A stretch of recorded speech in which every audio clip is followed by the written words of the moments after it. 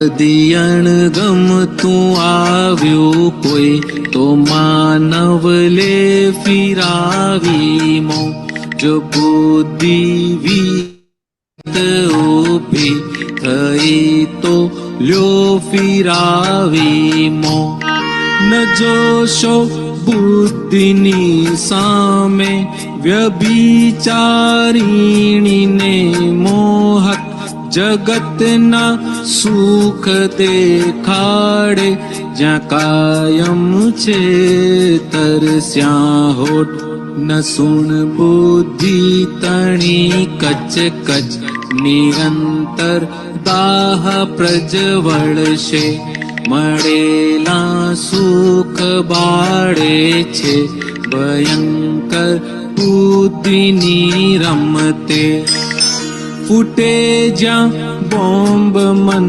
સૂક્ષ્મે તુરંત ચેતી છૂટો થા બતાડે ક્લેશના જ્ઞેયો ત્યાં જ્ઞાતા પદમાં દ્રષ્ટા થા અહીં લોકે ઘણા લફરા ઘણી પણ હોય જ્યાં કમજાત કરમ ઉદય છે મૂળ મારો નથી બીજાનો કહીએ વાંક કદી અણગમતું આવ્યું કોઈ તો માનવ લે ફિરાવી મોજ બુદ્ધિ વિપરીત ઉભી થઈ તો લ્યો ફિરાવી મો.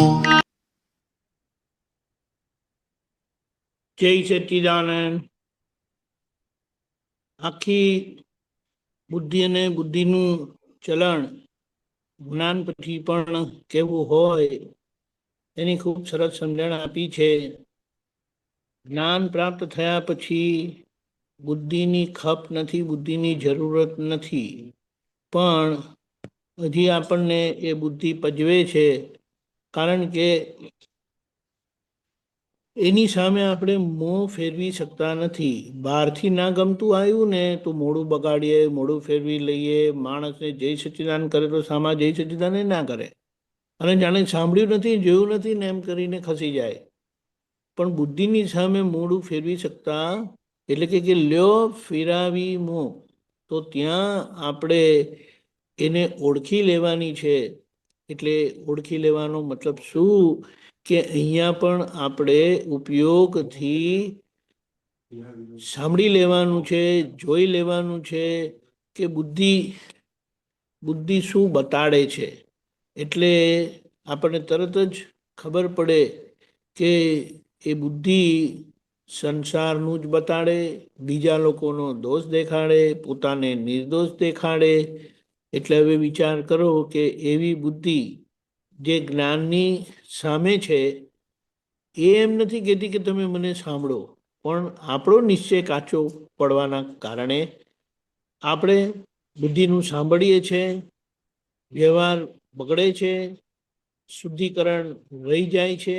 જે મોકો મળે છે, વ્યવસ્થિત મોકો આપે છે,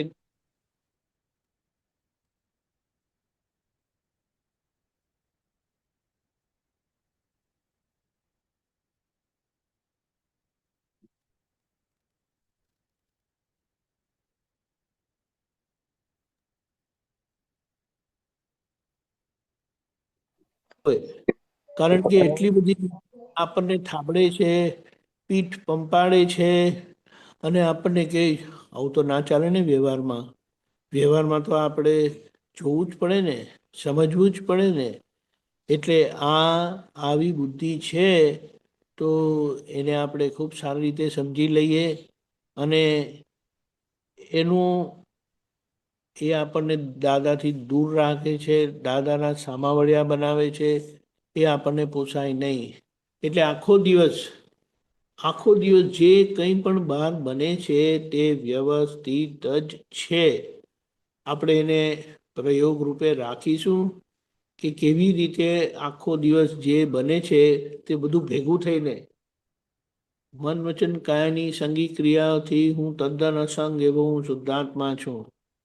મન વચન કાયાની ક્રિયા બધું ભેગું થઈને કાર્ય થાય, સંજોગો ભેગા થઈને કાર્ય થાય, એટલે એમાં કોઈ એક જવાબદાર નથી.